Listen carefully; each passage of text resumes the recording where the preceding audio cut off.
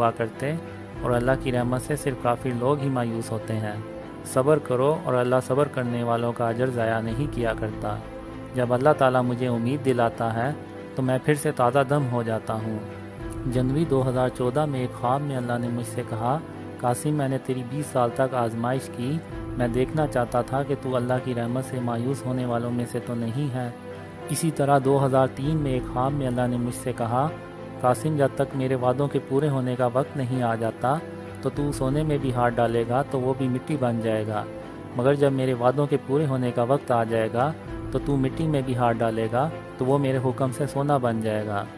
2002 میں ایک خواب میں محمد صلی اللہ علیہ وسلم نے مجھ سے کہا، قاسم اللہ کی رحمت سے مایوس نہیں ہوا کرتے۔ قاسم ایسا ہو ہی نہیں سکتا کہ تم ہو اور انہونی باتیں نہ ہو۔ تمہارے دور میں زمین اپنے اندر سے ہر طرح کے خزانے نکالے گی، درختوں پہ پتے کم اور پھل زیادہ لگا کریں گے، اور رزق ہی رزق ہوگا، اور کوئی غریب نہیں رہے گا، اور ہر طرف امن ہوگا، عدل اور انصاف ہوگا، اور ایسا دور اس سے پہلے کسی نے نہیں دیکھا ہوگا۔ میں نے اپنے خوابوں میں اللہ کی طرف نہیں دیکھا، یعنی جیسے ہم نماز میں سر کو جھکا کے کھڑے ہوتے ہیں، میں بھی اسی طرح اپنے آپ کو اللہ کے عرش کے سامنے کھڑا پاتا ہوں، اور اللہ کو سر اٹھا کے دیکھنے کی ہمت ہی نہیں ہوتی۔ اللہ اپنے عرش پہ ہوتا ہے اور اللہ کی آواز عرش سے آتی ہے، یا پھر اللہ کا نور ہوتا ہے اور اللہ کی آواز اس نور میں سے آتی ہے، یا پھر اللہ آسمان سے مجھ سے ہم کلام ہوتا ہے۔ اسی طرح میں محمد صلی اللہ علیہ وسلم کے سامنے بھی سر کو جھکا کے کھڑا ہوتا ہوں، اور محمد صلی اللہ علیہ وسلم کے سامنے سر کو اٹھانے کی ہمت ہی نہیں ہوتی، اور یہی وجہ ہے کہ میں آج تک محمد صلی اللہ علیہ وسلم کا چہرہ نہیں دیکھ سکا۔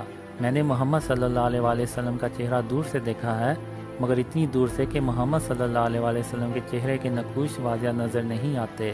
ایک خواب میں محمد صلی اللہ علیہ وسلم سے میں گلے ملا تو میرا پورا جسم گواہی دے رہا تھا کہ میں محمد صلی اللہ علیہ وسلم سے گلے مل رہا ہوں، اور میں کئی خوابوں میں محمد صلی اللہ علیہ وسلم سے ہاتھ ملا چکا ہوں، اور میرا ہاتھ وہی دیتا ہے کہ میں محمد صلی اللہ علیہ وسلم سے ہاتھ ملا رہا ہوں۔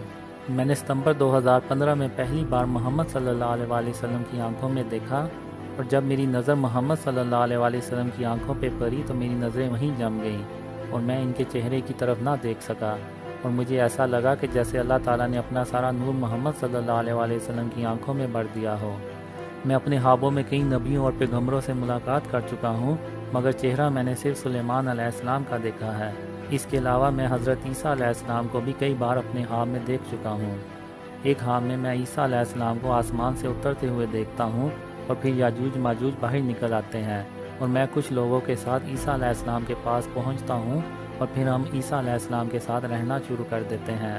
اور کچھ خوابوں میں دیکھتا ہوں کہ جب پوری دنیا امن سے بھر جاتی ہے تو اس کے کچھ سالوں کے بعد دجال ظاہر ہو جاتا ہے، اور دجال دنیا کے امن کو تباہ کرنے کی کوشش کرتا ہے۔ 1993 میں نے اپنے خوابوں کو باقاعدہ طور پہ ایک کاپی میں لکھنا شروع کر دیا۔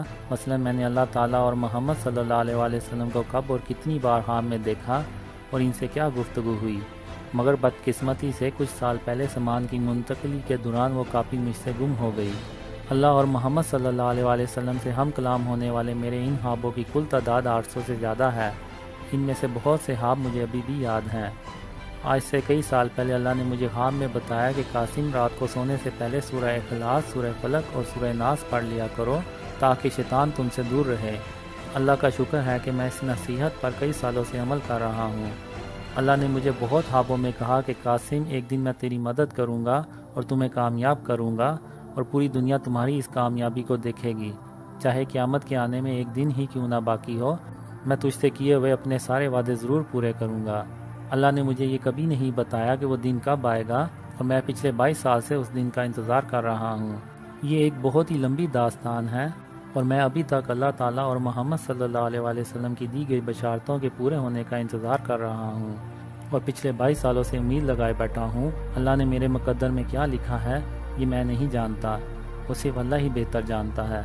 مزید جاننے کے لیے میرے فیس بک پیج یا یوٹیوب چینل کو وزٹ کیجیے۔ جزاکم اللہ خیر۔ السلام علیکم۔